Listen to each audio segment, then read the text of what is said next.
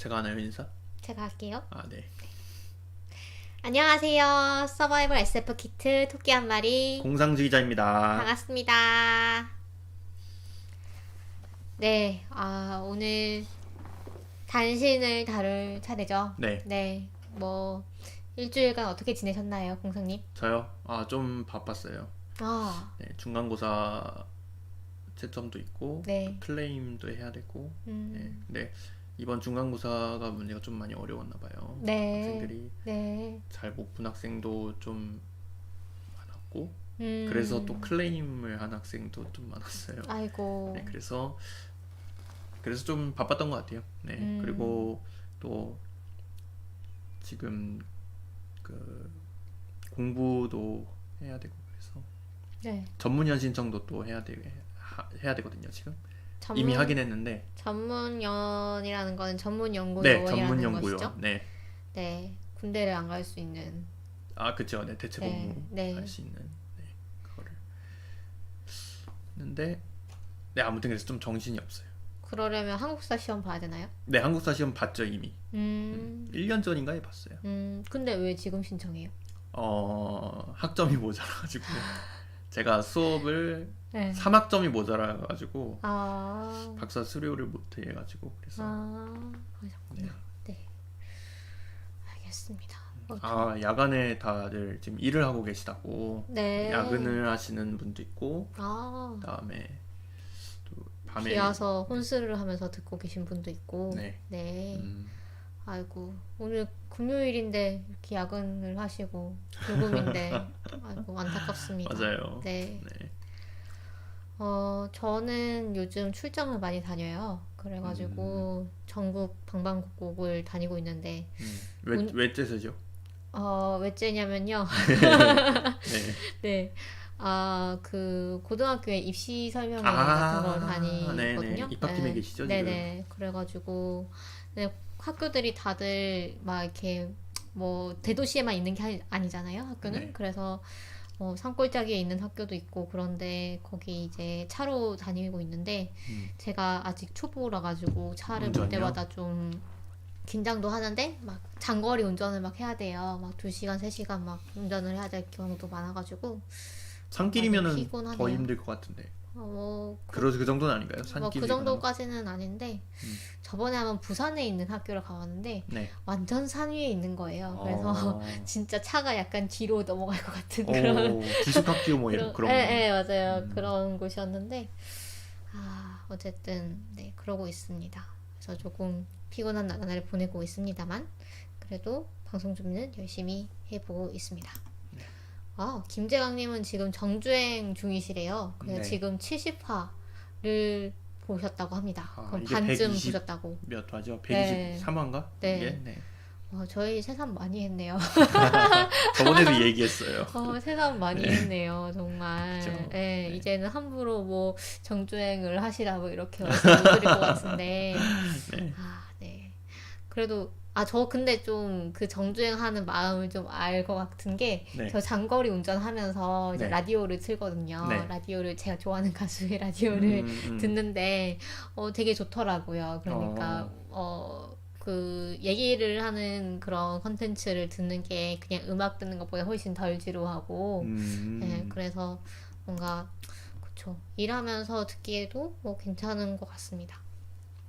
어쨌든 그러면 저희 오늘 단신 시작해 볼게요. 네. 단신이 많아가지고 다 할 수 있을지 모르겠지만 네. 일단은 해보겠습니다. 빨리 해봅시다. 네. 네. 일단 댓글 소개를 하겠습니다. 다솜799님께서 귀염뽀짝 달콤 살벌 사이버 펑크 말이 안 나오네요. 네네. 네, 오류가 발생했습니다. 여기 이만키 씨를 후원을 해주셨어요. 감사합니다. 감사합니다. 그리고 고바야시 사무엘님께서 죄송합니다. 저 일부러 라이브 안 갔어요. 저번에 갔더니 에피소드 2편을 다 들어버려서요. 아껴 듣고 싶단 말이에요. 라고 점점점 해주셨어요. 근데 저도 이 마음을 알긴 알거든요. 네, 알 것 같아가지고. 그래서 라이브 때 못 뵌 거는 서운하지만, 그래도, 저희 방송을 또. 네, 방송을 아껴주시는 마음도 너무 네. 이해가 돼가지고, 네, 그렇습니다. 알겠습니다. 저희 라이브는 뭐 또 유튜브로 또 볼 수 있으니까요. 네, 네. 그리고 저는 저는 팬심이기 때문에 아까 그 라디오 있잖아요. 그거 네. 한번 듣고 나서도 또 듣고 싶기도 하더라고요, 저는. 네, 근데 그거는 뭐 예외적인 경우라고 생각이 들고요. 그 다음에, 이 구역에 땡땡땡땡땡땡땡냥 님도 네. 와주셨네요. 팟캐스트 잘 듣고 계시다고. 감사합니다. 네, 감사합니다. 그리고 HSPD님이 121화 네. 단신과 그다음에 122화 데카당스를 다룬 화수에 5,000캐시씩을 후원해 주셨고요. 그 다음에 다섬799님께서 122화 데카당스 회차랑 그 다음에 121화 단신 회차에 또 1,000캐시씩을 후원해 주셨습니다. 너무 감사합니다. 진짜 너무 감사한 것 같아요. 네, 저희가 뭘 했다고. 물론 이제 저희가 방송을 항상 네. 열심히 준비를 하고 있긴 하지만 네, 그래서 저희 앞으로 더 열심히 하겠습니다. 네, 그리고 그러면 SF 신작 소개부터 들어가겠습니다. 네. 저희 신작이 아직 이 그림이 안 떴는데 신작이 이렇게 많죠? 많아요. 네. 네, 한 4권 정도 되는데 처음부터 소개해드리면 사실 처음에 2권은 새로 나왔다기보다는 좀 리패키징 뭐 이런 게 된 거예요. 일단은 마스가 아니고 마션. 네. 앤디 위어의 마션 아실 겁니다. 영화가 됐던 그 마션입니다. 그래서 그 마션을 포함해서 우주 3부작이 있어요. 아르테미스랑 마션이랑 프로젝트 헤일 메리 해가지고 요 3권이 있는데 이 프로젝트 헤일 메리가 이번에 나오면서 이게 세계 최초로 출간이 됐다고 하네요. 되게 신기하네요. 네, 세계 최초로 한국에서 출간이 됐고, 이 책이 나오면서 이 3권이 리패키징을 한 것 같아요. 그래서 여기 박스 세트 보시면 디자인이 되게 이쁘죠. 네, 이쁜 그런 박스 세트로 3부작이 나왔습니다. 그래서 좀 이런 이쁜 책 모으는데 좀 관심이 있으신 분들은 눈여겨보시면 좋을 것 같습니다. 이게 코리아 디자인 어워드 그래픽 부분에서 수상한 석윤희 디자이너님이 태양과 달, 화성을 모티프로 작업한 북커버와 하드 케이스라고 하네요. 네. 그리고 유령해마, 문목화 작가님의 유령해마 저번에 저희가 다뤘던 소설이었죠. 그래서 이 책이 표지가 약간 그런 그 여성 캐릭터가 이렇게 약간 반쪽이 되는 그런 표지라 가지고 약간 트라우마를 자극할 수도 있고 또 어떤 젠더 감수성 부족이라고 좀 많이 지적을 받으셨었나 봐요. 그래서 이 표지가 리패키징 되고 또 본문도 좀 다듬어지고 해가지고 리커버 에디션이 나왔다고 합니다. 그래서 유령해마도 리패키징이 나왔고요. 그 다음에 로하의 세상, 김남겸 작가의 로하의 세상이라는 책이 새로 나왔는데요. 이 김남겸 작가의 데뷔작입니다. 네, 데뷔작이고 충격의 서바이벌 SF 미스터리 스릴러라고 나와 있는데 대충 그 소개를 약간 읽어볼게요. 17살 고등학생이고 고아 소년인 로하가 이제 심한 괴롭힘을 받고 뭐 이러고 있는데 이제 좋아하던 여학생 아영이가 다음날 학교를 결석해 달라고 부탁을 했대요. 그래서 약속을 했는데 다음날에 이제 자기를 괴롭히는 애가 이제 막 나오라고 협박을 했나 봐요. 그래서 결국 등교를 하고 참혹한 사건을 경험하게 된다. 그리고 그 충격의 후유증으로 지하 원룸에 그냥 틀어박히는데 그러다가 겨우 집 밖으로 나오니까 눈앞에는 지옥처럼 뒤집힌 세상이 펼쳐진다. 이런 얘기래요. 그래서 온두녀 외톨이로 지내다 마약다 소년이 겪게 되는 지옥의 디스토피아 그리고 충격적 반전 이런 카피 문구가 있습니다. 그래서 어떤 내용일지 좀 되게 궁금해지는 그런 그런 프레임이었어요. 그래서 반전도 있다고 하니까 네네네. 좀 아프로스, 궁금하네요. 네, 아프로스 미디어에서 나온 로하의 세상 관심 있으시면 한번 읽어보셔도 좋을 것 같습니다. 표지가 굉장히 좀 약간 웹툰 같아요. 아, 그쵸. 네, 네. 웹툰 느낌이. 그래서 얘가 로하인 것 같고 얘가 누군지 모르겠네요. 그 아용? 아영인가? 일까요? 그럴 수도 모르겠네요. 있고 어쨌든 네. 총을 들고 있네요. 네. 네.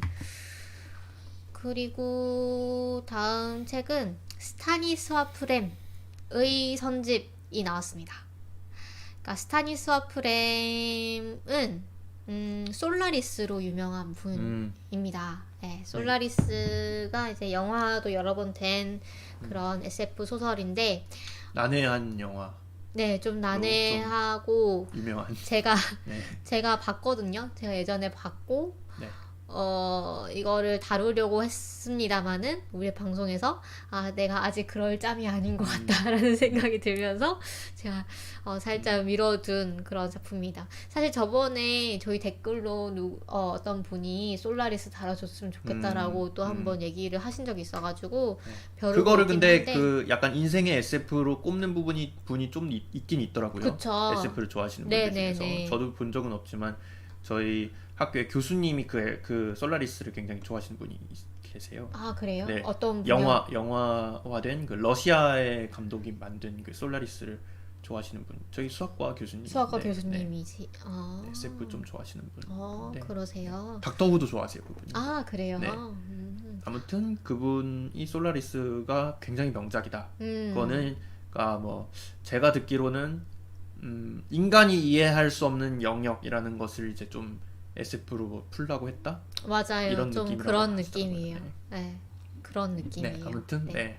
그래서 그 솔라리스가 여러 번 이제 영화가 됐고 사실 조지 클루니였나? 그런 분이 나왔던 이제 버전도 있는데 근데 정작 작가 본인은 그런 여러 번 된 영화 중에서 자기 마음에 쏙 드는 그런 영화는 없다 뭐 이런 식으로도 얘기를 했다고 해요.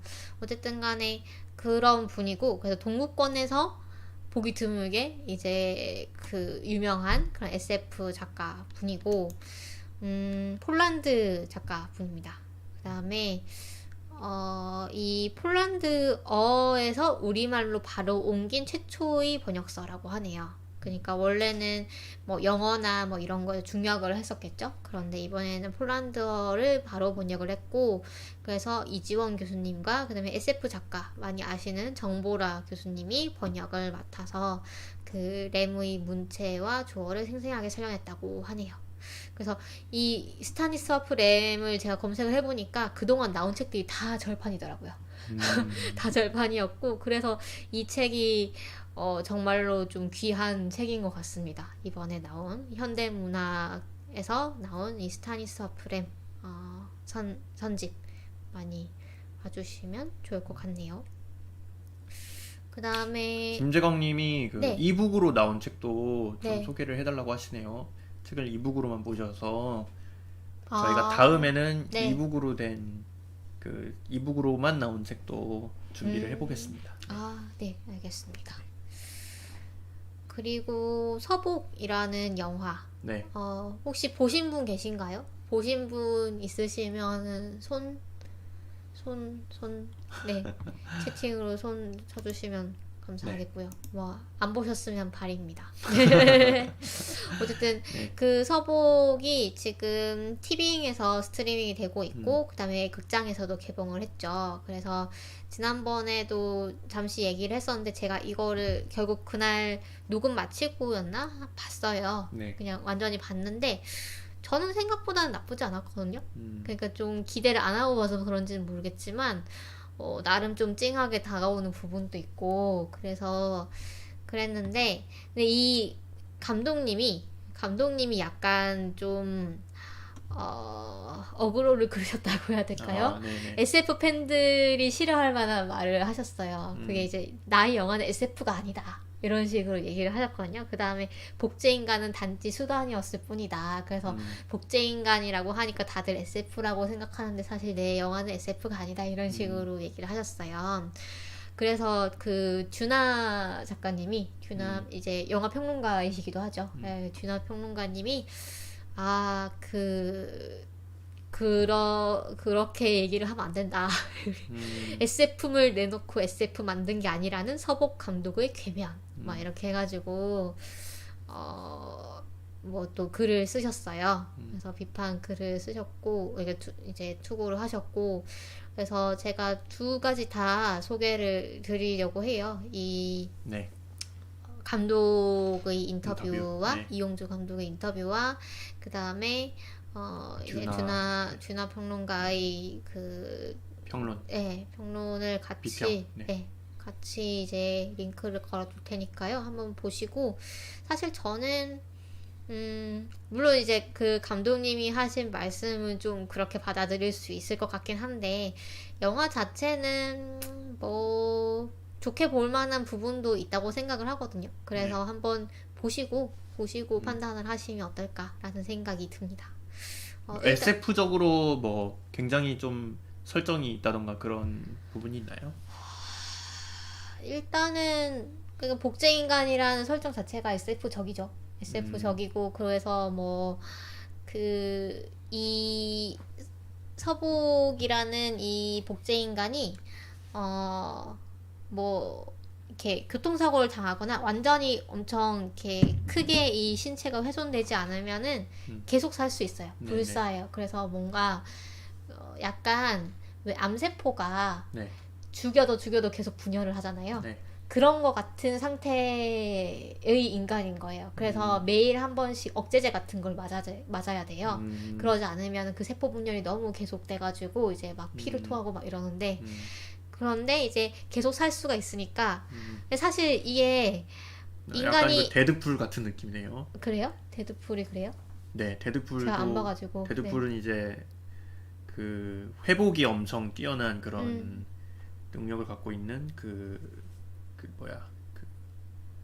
엑스맨에 나오는 캐릭터인데 그 캐릭터도 몸에 이제 세포들이 너무 증식을 잘해가지고 이제 막 손가락이 잘려도 손가락이 막 다시 생긴다던가 심지어 뇌 손상을 당해도 뇌를 복구할 수 있고 그런 능력을 가진 캐릭터인데 그런 느낌이 좀 드네요. 네. 근데 서복은 그래서 총에 맞으면 죽어요. 총에 맞으면 죽는데 그냥 그렇게만 안 하면 이제 계속 살 수 있는 그런 인간인데 다만 인공적으로 만들어진 인간이기 때문에 그러니까 인간들이 얘를 그냥 실험체로 여기고 그냥 이용을 하려는 거예요. 얘를 어떻게 이용을 하냐면 사실 인간들이 제가 생명과학 전공을 해가지고 실험실에서 실험을 해봤었는데 인간들이 세포를 가지고 사실은 원래 그렇게 하는데 암세포를 가지고 실험을 하거든요. 우리가 보통 왜냐하면 그냥 세포는 그냥 이렇게 바깥에서 키우면 금방 죽어버려요. 그런데 암세포는 이제 바깥의 어떤 조금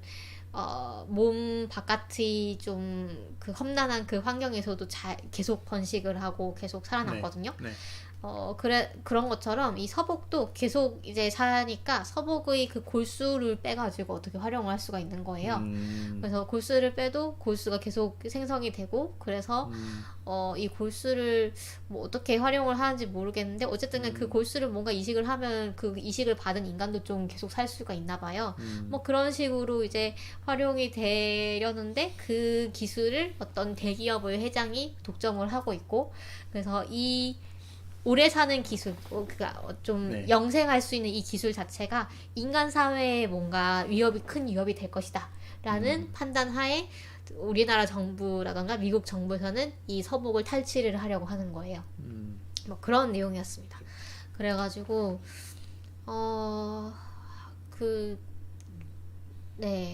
김혜영님은 보셨다고 하시네요. 네, 김혜영님은 서복 봤다고 하시고 그 다음에 김재강님 말씀처럼 티빙에서 지금 스트리밍이 되고 있고요. 네. 그다음에 이구역이 땡땡땡님은 이구역님. 이구역님은 제목만 들어보셨다고. 암세포 없이 힐링 팩터만 있는 상태라고 하시고. 그건 데드풀 얘기인 것 같아요. 데드풀에서 회복 능력만 가지고 있는 상태. 네, 그러네요. 그래서 좀 되게 정적이라고 볼 수 있는 영화인데, 저는 그래서 오히려 마지막에 보면 서복이 조금 초능력을 막 쓰거든요. 얘가 그래요? 초능력이 있어요, 일단. 개방돼요. 그 그게 막 각성을 하나요? 네, 염력이 있어요. 네. 근데 아니, 원래도 쓸 수 있는데 나중에 네. 막 이렇게 그 자기를 둘러싸고 막 아비 좀 이렇게 뭐라 그러지? 이전 투구를 하는 그 인간들한테 좀 질려가지고 막 이렇게 써가지고 이 능력을 써가지고 막 얘들 패요. 근데 그 장면이 뭐 굳이 그렇게 스펙타클했어야 됐나라는 생각이 저는 들긴 드는데, 또 어떤 분들은 이 영화의 액션이 부족했다 뭐 이렇게 보시는 분도 있고, 뭐 그래서 저는 이 영화는 그냥 보는 사람마다 그냥 보는 포인트가 다르지 않나라는 생각이 좀 들긴 했거든요. 네, 그래서 뭐 그쵸. 저는 이 멘트가 조금 인상적이었어요. 그 영화에 보면은 죽는 것도 두렵고 영원히 사는 것도 두렵고, 그러면 저는 무엇을 믿어야 두렵지 않을까요? 라는 멘트를 서보기 하거든요. 그러니까 얘는 영원히 사는 건데, 영원히 살아도 이 실험실 안에서 영원히 살아야 되는 거예요. 그래서 아무런 그런 낙도 없이 계속 고통을 받으면서 살아야 되는 건데, 또 이제 한편으로는 죽는 것도 두렵고, 그래서 그 납골당, 그 어떤 성당 안에 있는 납골당 앞에서 이제 그런 얘기를 하거든요. 그래서 이런 좀 찡한 장면이 있고, 또 이제 듀나 평론가님은 비판을 하는 부분이 이런 사실 너무 클리셰적인 부분들, 그러니까 복제 인간을 둘러싼 그런 클리셰적인 부분들이 너무 깊이 생각 없이 그냥 차용을 한 것 같고, 그 다음에 이 불사와 장수에 대한 이런 얘기는 너무나 이제 유사 이래로 많이 얘기된 부분인데, 그거에 대해서 철학적 고민이 너무 얕았던 게 아니냐, 뭐 이런 얘기를 하셨어요. 그래서 그런지 아니면은 뭐 그래도 볼만한지는 한번 보시면 좋을 것 같습니다. 네. SF 그 이구영님도 뭔가 미묘하게 들어본 설정인 것 같다고 좀 말씀을 하셨네요.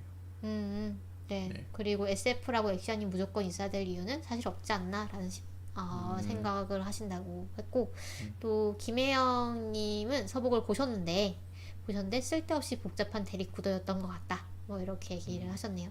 그러니까 그쵸, 뭔가 세력이 세 개가 나와요. 서복을 둘러싸고 아까 말씀드린 그 미국과 우리나라 정부, 그 다음에 좀 용병들, 뭐 그 다음에 그 대기업, 그 다음에 주인공인 그 공유는 이제 본인이 어떤 뇌종양을 가지고 있어가지고 이제 시한부 인생이거든요.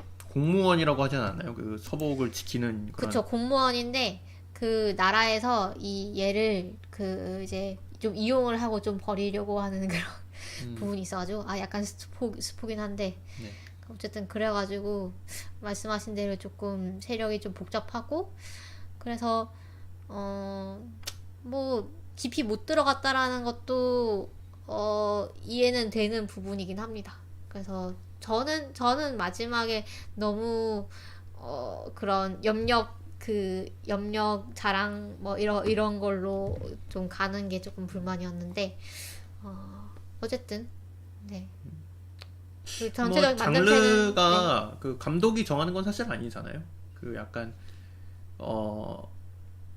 그 작품을 보는 사람들이 오히려 장르를 평가하는 게 더 수월하지 않나요? 뭐 평론가나 아니면 만드는 사람이 정해놓고 만들 수도 있고, 아니면 나중에 뭐 정해지는 것도 있겠죠. 근데 뭐 만드는 사람은 장르를 뭐 애초에 정하지 않고 만들 수도 있고, 네, 그렇죠. 제 생각에는 뭐 SF에 대해 잘 모른다거나 그래서 좀 이게 SF 영화다 이렇게 말하기가 좀 조심스러우셨을 수도 있지 않을까, 뭐 이런 생각도 좀 들고. 저는 사실 그것보다는, 그러니까 SF라고 하면 우리가 갖는 선입견 같은 게 있잖아요. 약간 액션이 많아야 될 것 같고, 그 다음에 약간 CG가 있어야 되고, 마블류를 약간 SF로 보는 그런 느낌? 네, 그래서 근데 뭐 인터스텔라나 그런 작품도 있잖아요. 인터스텔라. 그렇죠. 우리나라에서 인터스텔라 굉장히 흥했잖아요. 그렇죠. 그리고 그게 좀 뭔가 SF적인 그런 게 사실 우리나라에서는 그렇게 안 먹히진 않는다고 생각을 하거든요. 영화가 특히. 소설은 몰라도 영화는 그래도 안 먹히진 않는다고 생각을 하거든요. 근데 우리나라 SF 영화는 별로 흥한 적이 없었던 것 같긴 해요. 승리호는 최근에 뭐 나름 괜찮은. 근데 사실 평- 괴물도 보면은 네. SF 영화라고 사실 그 말은 안 하지만 설정 같은 거 보면은 옛날에 우리나라 영화에서도 SF적인 설정이 굉장히 그 알게 모르게 좀 있었다고 생각을 하거든요. 그렇죠. 근데 그 음. 대놓고 SF라고 대놓고 SF라고 하진 하면은 않았죠. 근데 그거는 좀 안 만들어서 그런 거 아닌가요, 그냥? 사실 인터스텔라도 광고 카피를 보면 이것은 SF가 아니다 이런 식으로 해가지고 홍보를 했다니까요. 네. 그래서 약간 우리나라 이제 관객들이 갖는 SF에 대한 그런 선입견이 약간 유치할 것이다 라던가 아니면 너무 막 과학할 것이다 뭐 이런 게 있기는 하지 않나라는 생각이 들어요, 저는. 그래서 그 보통 SF 좋아하냐고 하면은 별로 나는 SF는 별로야라고 하는 경우가 우리나라는 아직까지 많지 않나라는 생각도 전 들고, 그래서 그런 게 아닌가라는 생각도 듭니다. 어쨌든 그러면 여기까지, 서복 얘기는 여기까지 하고요. 네. 그다음에 서복 혹시 뭐 어떻게 보셨는지 나중에라도 보시면은 또 댓글로. 이제 댓글로 그 어떻게 내 생각에는 뭐 어땠다 뭐 이렇게 네. 남겨주셔도 좋을 것 같습니다. 그다음에 남세호 작가님 이제 닉네임이 노말시티이신 분인데 이분이 중력의 노래를 들어라라는 신작을 지난번에 소개를 해드렸어요. 네. 그래서 이 이경희 작가님이 이 남세호 작가님을 오랜 팬이라고 합니다. 그래서 이분이 리뷰를 쓰신 게 있어요. 그래서 그 다음에 남세호 작가님은 그 트위터에서 TMI 뭐 이러면서 그 트윗을 쓰신 게 있거든요. 그래서 뭐 예를 들면 중력의 노래를 들어라 에 이제 이 단편집인데 여기에 들어가는 이제 중력의 노래를 들어라라는 이제 표제작은 네.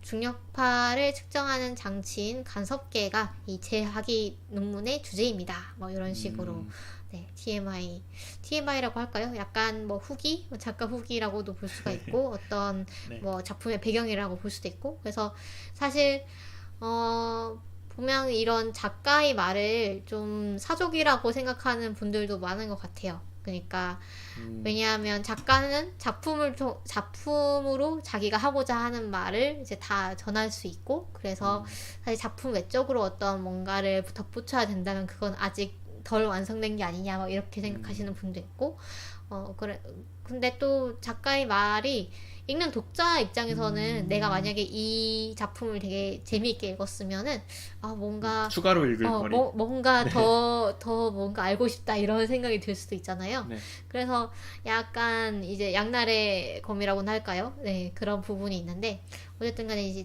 남세호 작가님이 이 TMI 트윗을 올려주셔가지고 이것도 재미있어 보여가지고 제가 좀 공유를 했습니다.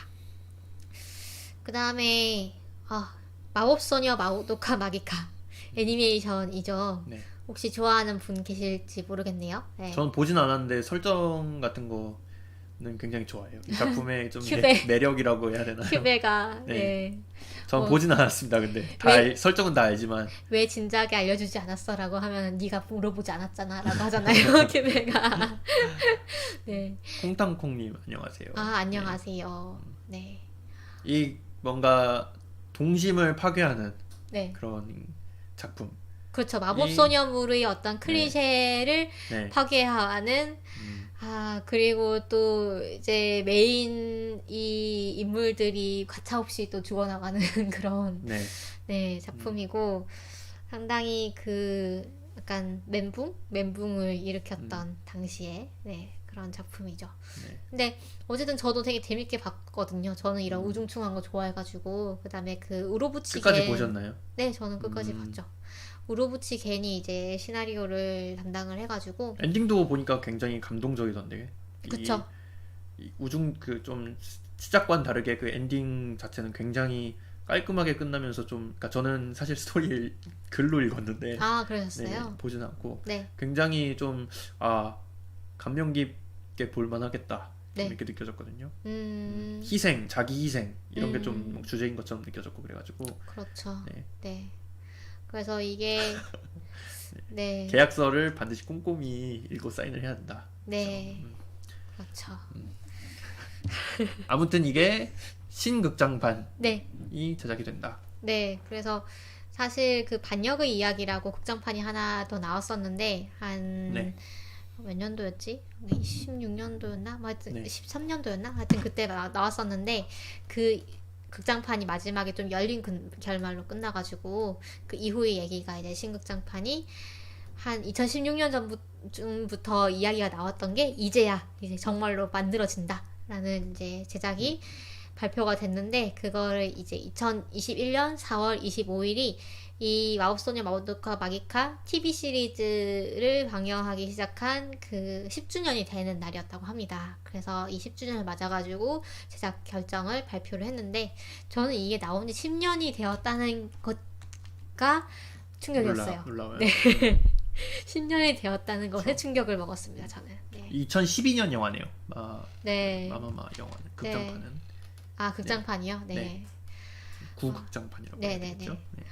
그래서 어쨌든 좋아하시는 분들은 많이 기대를 가지고 계실 것 같고요. 그 다음에 저는 이 작품 음악도 되게 좋아합니다. 음악을 카지우라 유키라는 분이 작곡을 하셨고, 그 다음에 오프닝 엔딩을 칼라피나라는 가수가 이제 삼중창? 그 여성 삼중창 이제 그룹인데, 그 그룹에서 불렀는데, 그 노래들도 너무 좋아하는데, 칼라피나가 해체가 됐어요. 그래가지고, 해체가 되기 전에 제가 콘서트를 갔거든요. 일본에. 네, 가가지고 봤는데, 그게 마지막일 줄이야. 네. 안타까운데 어쨌든 간에 뭐 TMI였고요. 그런 소식을 전해드리면서 이 신극장판의 그 이름은 발푸르기스의 회천이라고 합니다. 회천이 무슨 뜻인지 모르겠어요. 회천이 하늘로 약간, 돌아가다? 뭐 그건 아니었던 것 같고, 네. 네. 그 약간 일본식 단어인 것 같아요. 일본에서만 쓰는 단어인 것 같고, 그 다음에 그 이게 약간 그 키 포스터 같은 건데 사 모노가타리오 츠즈케마쇼 하면서 자 이야기를 계속해보자 뭐 이런 식으로 이제 멘트가 나와 있네요. 어쨌든 그렇습니다. 네. 아직 뭐 많은 정보가 나오진 않는데 스태프는 기존 TV 시리즈 스태프가 좀 유지가 된다고 하네요. 그리고 기타 SF 소식으로 들어가겠습니다. 김철 작가님이 성운상 해외 단편 부분에 두 작품의 후보로 오르셨어요. 그래가지고 너무 축하드립니다. 그 성운상 후보를 제가 말 나온 김에 좀 봤는데 여러분이 알만한 작품은 일단 장편 부분에는 일본 국내 장편 부분에 후지 타이오 작가님의 원모 누크 라는 뭐라고 해야 될까요? 원자 폭탄? 하여튼 그런 거 다룬 이제 장편 소설이 있고요. 뉴크. 네, 그쵸.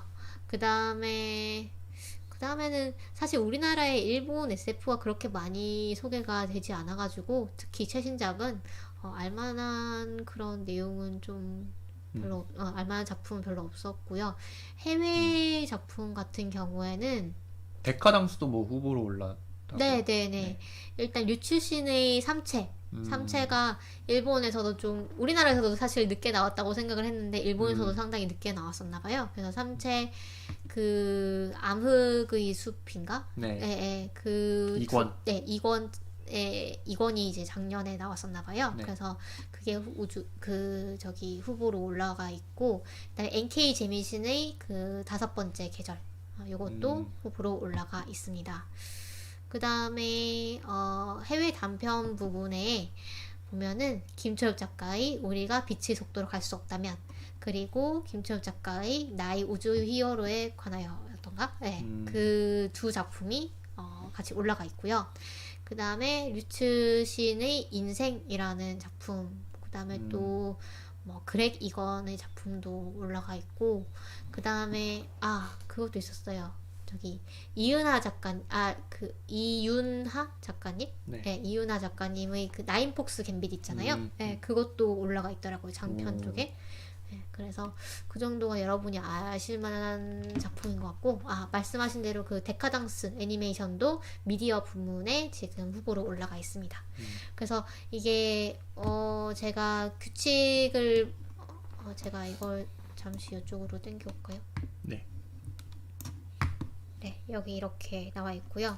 그래서 심사 규칙 같은 걸 보면은 여기 보면은 그 후보작은 여기 보면은 뭐 일본 SF 팬 그룹 연합 회의에 가입한 그 그룹에 의해서 후보가 선정이 되고 그다음에 그 후보 중에서 작년에 이제 그 일본 SF 회의에 참가했던 사람들이 투표를 해가지고 뽑는다 뭐 이렇게 되어 있더라고요.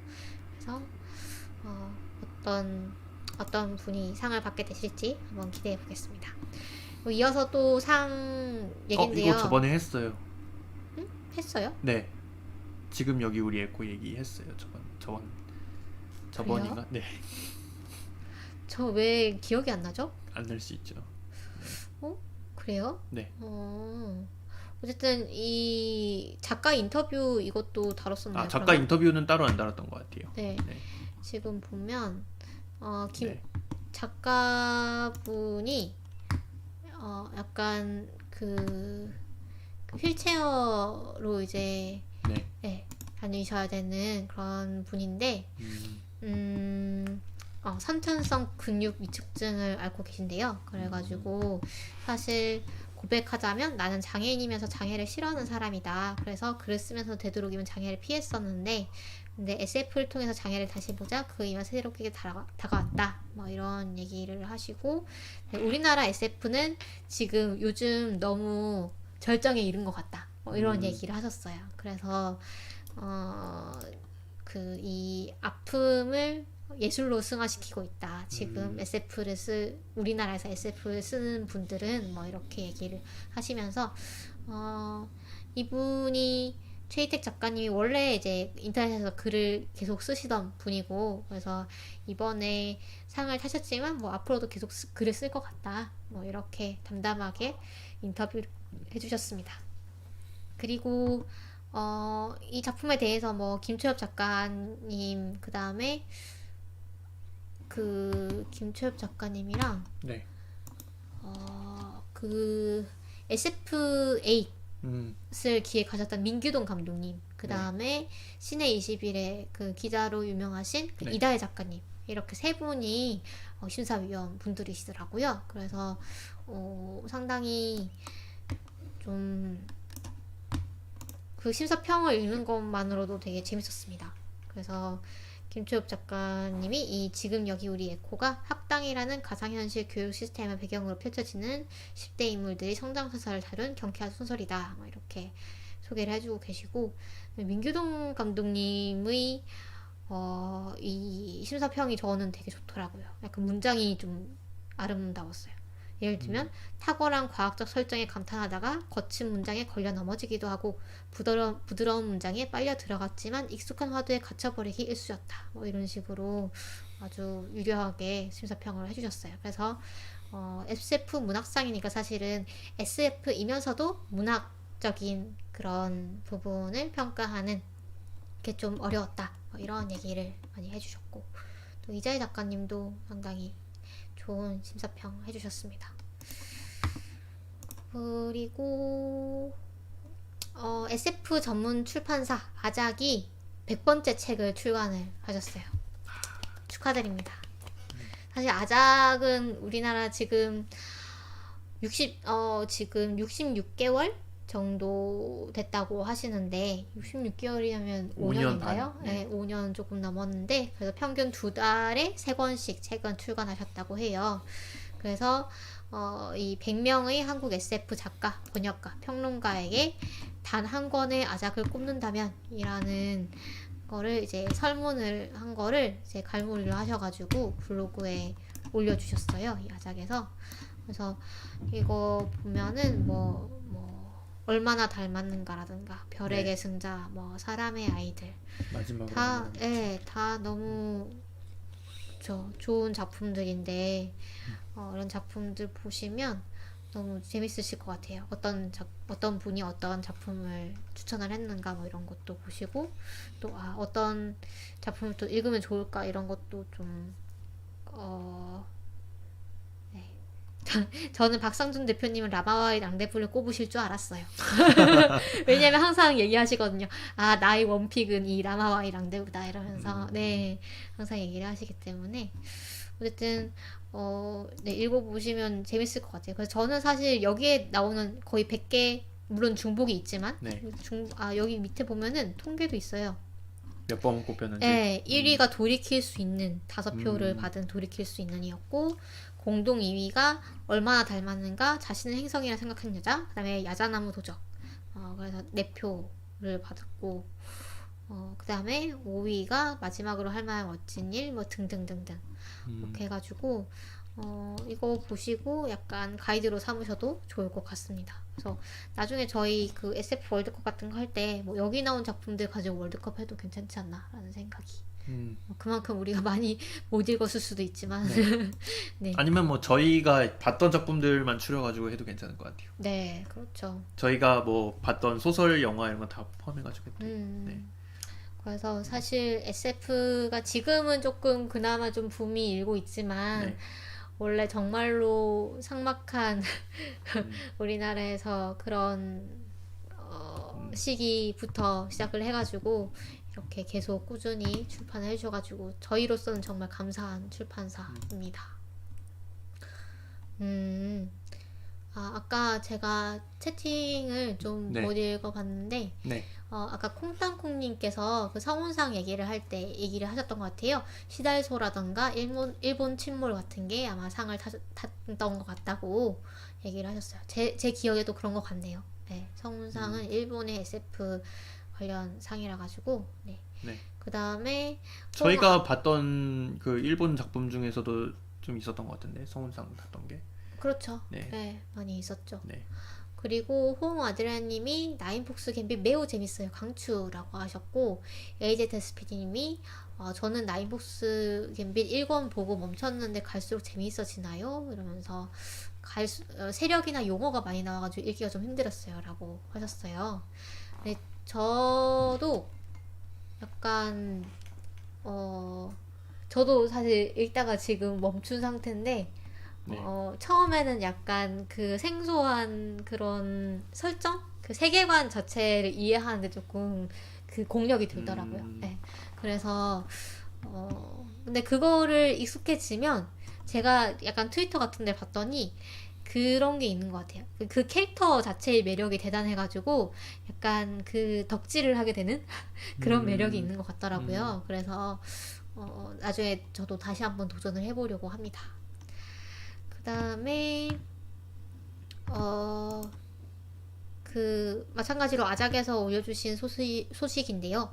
SF 도서가 오디오북 출간 예정이라고 합니다. 얼마나 닮았는가랑 그 다음에 어떤 물질의 사랑 천선란 작가님 작품이죠. 그 다음에 이불 밖은 위험해 김희연 작가님의 이 세 작품이 지금 출판진흥원의 2021년도 오디오북 지원 사업에 선정이 됐다고 해요. 그래서 여름에 아마 오디오북으로 만날 수 있을 거라고 하시네요. 네. 이구영님이 이제 유쾌한 SF를 추천해 달라고 하셨네요. 제가 생각나는 거는 그 행성 감기에 걸리지 않는 법 이런 작품이 좀 떠오르네요. 네. 그 반다나 시행의 제가 안 읽어봐가지고. 저희 방송에서 다뤘던 그 행성 감기에 걸리지 않는 법. 그 이선님. 네네네네. 맞아요. 네. 제가 다른 거랑 착각했군요. 네. 네, 그쵸. 이선님의 행성 감기에 걸리지 않는 법은 아주 귀여운 작품이죠. 네. 귀엽고 좀 발랄하고. 그렇죠. 네. 네. 그래서 약간 그 시트콤 같은. 맞아요. 네. 그런 매력이 있는 작품이었어요. 네. 저도 그 작품 추천해 드리고 싶네요. 그러니까 사실 SF라고 하면 너무 좀 무겁게 느껴지는 그런 분들도 있을 것 같고 그쵸. 유쾌한 SF는 그리고 지금 AZSPD님께서 존 스칼지 작품도 말씀해 주셨는데 맞아요. 존 스칼지 작품도 약간 그 미국스러운 유쾌함이 있어요. 아메리칸 조크 아메리칸 약간 그런 느낌이 있어가지고 스타쉽 트루퍼스라는 영화 혹시 보셨는지 모르겠는데 그 영화가 떠오르는 그런 류의 유쾌함입니다. 그래서 존 스칼지 작품도 유쾌한 것 같아요. 맞습니다. 그다음에 그쵸? 앤디 위어 작가의 그 작품들도 다 유쾌한 것 같네요. 네, 마션이라던가 아르테미스라던가. 좋습니다. 지금 댓글창에서 아주 활발하게 네, 네. 정보 교환이 이루어지고 있군요. 그리고 진격의 거인 완결이 드디어 났다고 합니다. 네. 네, 근데 꽤 됐죠, 근데.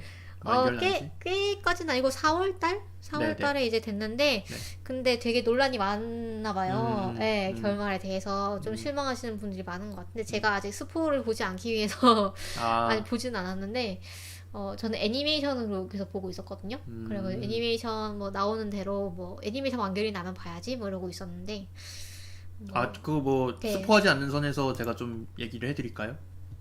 스포하지 왜 않는 선에서 어떤 점이 논란이 네네, 되었는지. 네네. 학살 같은 거를 좀 미화했다. 아, 뭐 이런 얘기가 있었어요. 그래요? 네. 그럴 수 있겠네요. 음. 네. 그리고 오오쿠라는 작품이 제가 개인적으로 좋아하는 작품인데, 후시나가 요미라는 작가의 그 일본 에도 시대를 다룬 작품입니다. 역사물 같은 건가요? 네, 역사물인데 약간 대하 뭐 역사 뭐 이런 느낌인데, 네. 근데 대체 역사물이에요. 왜냐하면 남녀 성이 바뀌거든요. 그러니까 PS 이건가요? 뭐 그 정도까지는 아닌데, 네. 아니 그런 게 아니고, 그러니까 네. 남녀의 포지션이라고 할까요? 그러니까 그 정면 포창이라는 전염병이 돌아가지고 남자들만 걸리는 병이 돌아요. 네. 그래서 남자들이 그 병에 많이 걸려가지고 많이 죽거든요. 그래서 남자들이, 그러니까 지금 여자들 포지션 같이 약간 남자들이 어떤 보호해야 될 대상이 되고, 남자들은 약간 그 대를 잇기 위한 어떤 그런 뭐라고 할까요? C 같은 네. 그런 느낌으로 이제 보존이 되고, 네. 여자들이 이제 사회일을 하고 어떤 이영도 작가님의 그 나가들 같은 그렇죠. 그런 네, 그런 느낌이네요. 느낌이에요. 네. 그래서 정치를 여자들이 하는 거예요. 그래서 어디 남자가 정치를 하려고 하냐, 어디 남자가 뭐 일을 하려고 하냐, 이런 식의, 그러니까 점점 그렇게 바뀌어가는 거예요. 처음에는 이제 약간 여자들이 그냥 가사 일도 하면서 그다음에 좀 바깥 일도 하는 것처럼 되다가 나중에는 한 100년쯤 흐르니까 그게 굳어져 버린 거예요. 그래서 이제 남자들이 일방적으로 이제 뭔가 보호를 받고, 이제 남자들이 약간 그 어떤 잘 나가는 여자를 잡아가지고 좀 신분 상승을 노리려는 뭐 이런 얘기도 나오면서, 하여튼 그런 식으로 이제 우리가 얼마나 이 성별로 이제 뭔가 고정관념 이런 거를 갖고 있는가를 그러니까 미러링 하는 거죠. 예, 좀 미러링 하면서 또 이제 그렇다고 여자들이 권력을 잡는다고 해서 이 부패하지 않은 것도 아니란 말이에요. 네, 그래서 되게 재밌어요. 되게 재밌고 이게 그 제임스 팁트리 주니어 상을 받았었어요. 네, 그래가지고 상당히 재미있는 작품인데 얼마 전에 만화 그 완결이 나가지고 또 소개를 해드리려고 했습니다. 아까 그 유쾌한 SF 추천에 이어서 콩땅콩님이 곽재식 작가님 작품은 좀 귀엽죠 라고 해주셨어요. 그쵸, 곽재식 작가님 작품 귀엽죠. 맞습니다. 그리고 보이지 않는 미술관이라고 해가지고 저희가 페이스북에서는 한번 공유를 드린 것 같은데, 어떤 가상세계를 확장하는 뮤지엄, 그러니까 VR이라든가 뭐 AR이라든가 이런 거를 말씀하시는 거겠죠. 그래서 그 다음에 확장현실을 매개로 전개되는 창작 활동에 대해서 그 여러 예술가, 그 다음에 학자, 또 미학을 연구하시는 분들이 이제 같이 컨퍼런스를 개최를 하신 게 있어요. 그래서 4월 24일 날 라이브 컨퍼런스를 했는데, 이건 다시 보기가 안 되더라고요. 안 되고, 다만 이 사이트를 들어가 보시면, 사이트를 제가 한번 보여드릴까요? 사이트를 들어가 보시면 멋있네요. 멋있죠. 네. 네, 프로그램이나 뭐 스피커 뭐 이런 데 가보시면 영문이 한국어로는 못 보는 건가요? 여기서 영상을 볼 수가 있어요. 네. 영상을 볼 수 있는데 자막이 달려 있을걸요 아마? 한국어로. 네. 왜냐면 그때 컨퍼런스 때 동시 여기 통역이 있네요, 되더라고요. 한국어 밑에. 네. 그쵸. 네. 보면은 오. 한국어로 자막으로 달려 있습니다. 네. 그래서 이게 저는 다 VR인 건가요, 이게? 그런가 봐요. 네. 오. 그래서 이런 영상들이 다 올라와 있으니까요. 뭐 라이브는 못 보셨더라도 한번 보시면 재밌을 것 같아요. 그래서 저는 줌 컨퍼런스를 하는데 동시 통역하는 건 처음 봤거든요. 동시 통역을 해주시더라고요. 그러니까 영어로 이제 연사가 말씀을 하시면 우리말로 동시 통역을 하는 그런 행사였습니다. 네.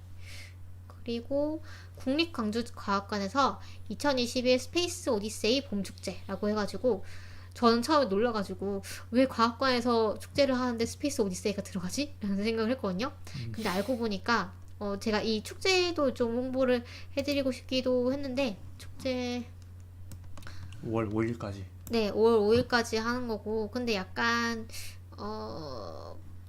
어린이 대상의 그런 축제가 그 내용이 많은 것 같긴 했어요. 아무래도 어린이날 근처의 그런 행사다 보니까 네. 좀 그런 것도 있기는 한데 어쨌든 이게 광주과학관에서 하는 거고요. 이 광주에 이 스페이스 오디세이라는 이 전시 뭐라고 해야 될까요? 구조물 이게 네. 있는 거예요. 그래서 찾아보니까 상당히 굉장한 작품이더라고요. 이게 스틸 아트거든요. 그러니까 포스코에서 기증을 이렇게 만든 거예요. 스페이스 오디세이라는 그런 제목을 가진 그 스페이스 오디세이에 나오는 그 원형으로 돌아가는 그 우주정거장 있잖아요. 그걸 약간 모티브로 한 게 아닌가라는 생각이 들면서 근데 이곳을 이렇게 해가지고 여기가 외발 자전거예요. 그럼 여기가 안장이죠. 안장이고 여기가 이제 페달이 있고 그런 식으로 이루어진 작품인데 밤에 보면 이렇게 된대요. 되게 멋있지 않나요? 우주선 같네요. 네. 그래서 여기가 움직여요. 실제로 보시면. 오. 네. 움직인다고요? 네, 이게 이제 페달을 밟는 식으로 이렇게 움직여요. 키네틱 아트라고 이게 25m 규모의 스틸 조형물인데 키네틱 아트 스틸 조형물로는 세계 최대 수준에 해당한다라고 제가 영상 하나 보여드릴까요? 그러면 이게 저번에 한번 영상 보여드렸다가 그 저작권에 막 이렇게 돼가지고 네. 보여드릴까요 말까요? 제가 링크를 걸리죠. 그쵸? 네. 링크를 걸어드릴 테니까 한번 보시면 그 YTN에서 이제 보도한 게 있거든요. 보시면은 요 위에가 움직이는 걸 보실 수가 있습니다. 사실은 저는 밑에가 움직이는 줄 알았는데 저도 뭔가 네. 굴러가야 되는 거 아닌가 그쵸. 예, 그거는 아니고 네. 어쨌든 이 기울어졌잖아요. 기울어진 게 지구 자전축 기울어진 거랑 똑같은 각도로 일부러 했다고 해요. 그래서 나름대로 뭔가 생각을 많이 담아가지고 만든 그런 너무 조형물인 것 멋있네요. 같고 멋있어서 제가 소개를 해드렸습니다. 이런 조형물 이런 건 아니지만 저기 저 포항에 영일대 쪽에 가면은 많잖아요. 그렇죠. 스틸아트 네. 많죠. 저희는. 근데 포스코 근처에 이게 훨씬 있으니까. 멋있는데요. 그쵸. 왜 네. 우리한테는 이런 거 안 해주고 라는 생각을 했습니다. 네. 네. 그리고 국립중앙과학관에서 우주와의 대화, 인간의 공간을 넓히다 라는 라이브를 개최를 한 게 있는데요. 이거는 다시 보기가 가능하거든요. 네. 그래서 제가 갖고 왔고요.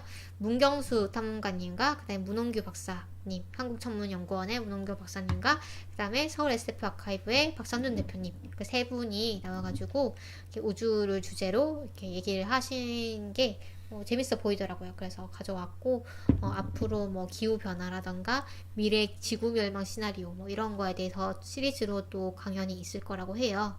그래서 국립중앙과학관에서 개최를 하는 프로그램인데 앞으로도 관심 있으시면 유튜브 채널 구독해 두시고 알림 설정 해놓으시면 될 것 같네요. 자, 저희가 너무 많은데 소식이 많은데 네. 요까지만 요 세 개만 소개하고 마칠까요? 그 과학 관련 소식은 어때요? 뭐 네, 두 개만 해도 괜찮을 것 같은데요. 두 개만 할까요? 이렇게 두 개? 이렇게 두 개만 할까요? 어떻게? 요거 하고 요거 이렇게? 이거는 안 하고요? 이것도 할까요? 편하신 대로 이게 하세요. 뭔가 좀 그런가요? 화제성이 있을 것 같아요. 그러면 세 개 하죠. 네. 일단 그럼 좀 그냥 빨리 네. 다루고 넘어가겠습니다.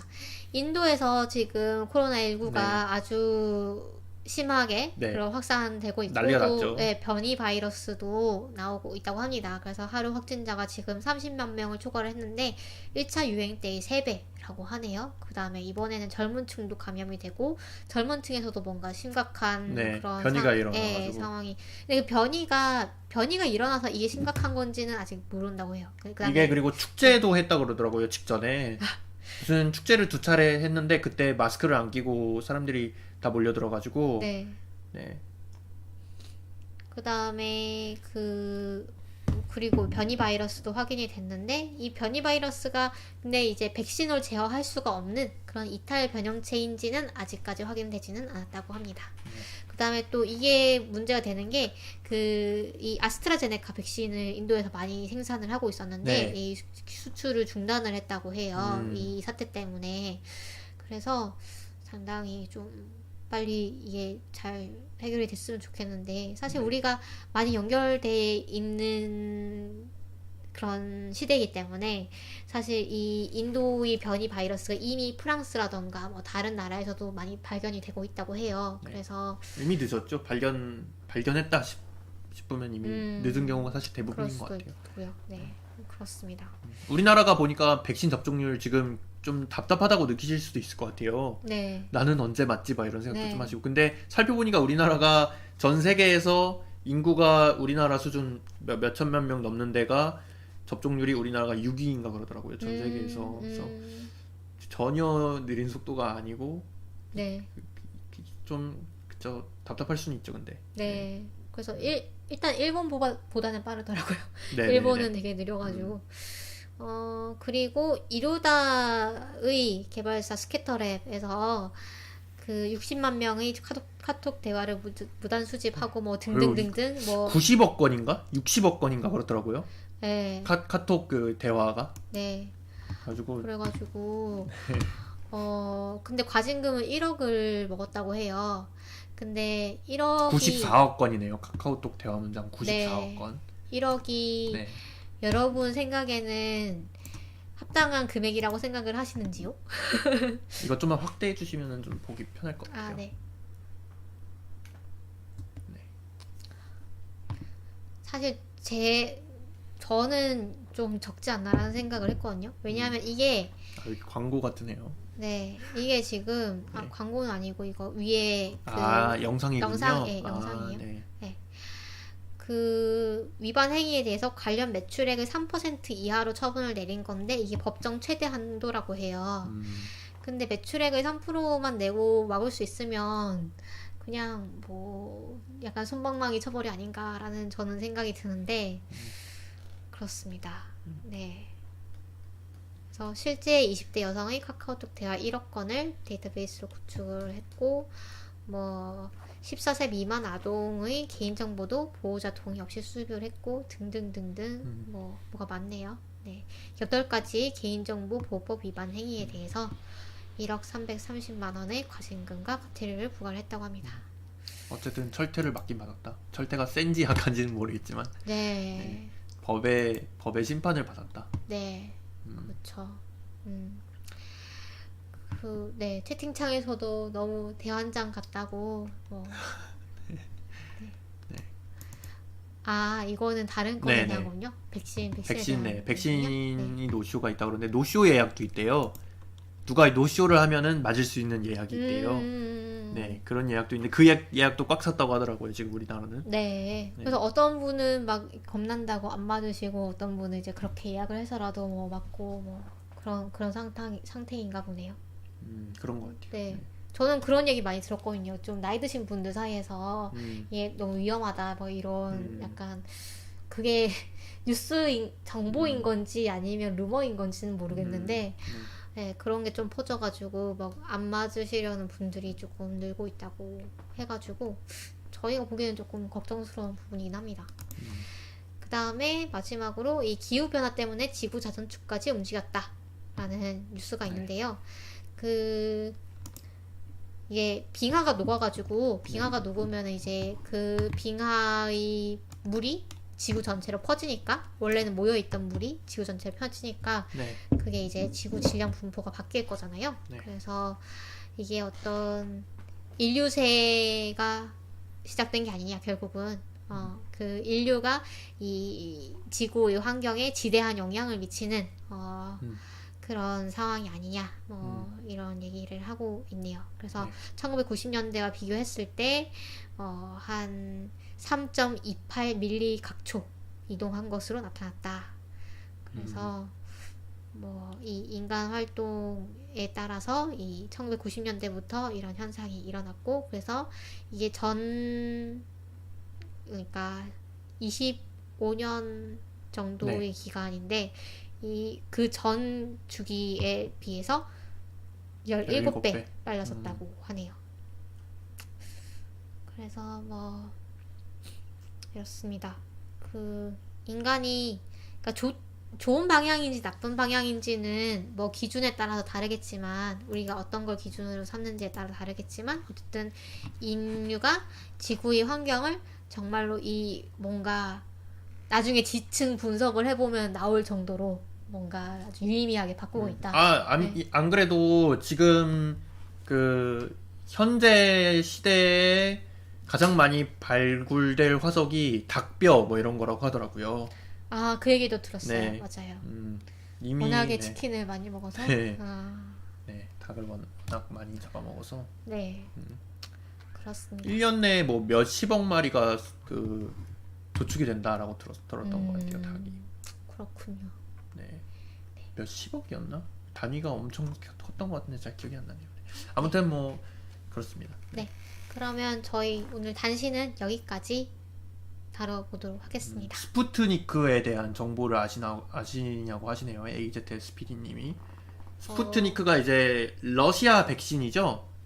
러시아에서 만든. 네. 그 스푸트니크호가 달에 간 거였나? 아니죠. 네. 그 최초의 그 유인 우주 비행선이었는데, 그걸 이제 우리가 그 서방 국가보다 먼저 만들었다 그래서 이름을 스푸트니크로 지은 러시아 백신이죠. 근데 그게 제가 듣기로는 좀 문제가 있다는 얘기가 많이 도는 것 같아요.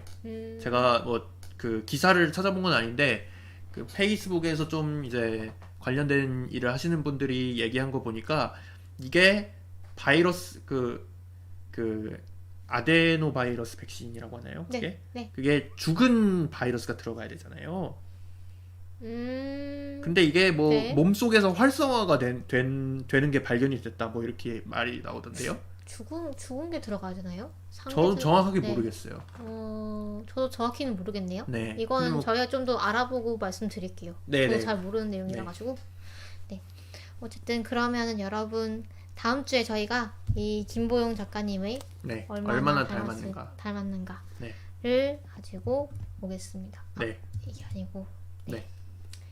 그러면 오늘 저희 댓글창에서도 열렬히 또 얘기해 주시고 또 재밌게 도와주셔서 감사하고요. 그 다음에 저희가 뭔가 얘기를 하려고 다 까먹었습니다. 네, 다음번에 하죠. 네.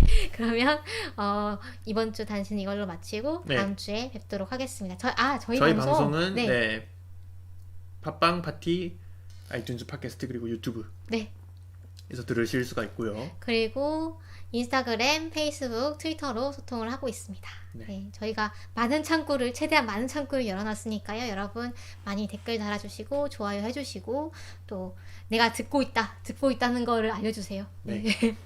그러면 여러분 다음 주에 만나요.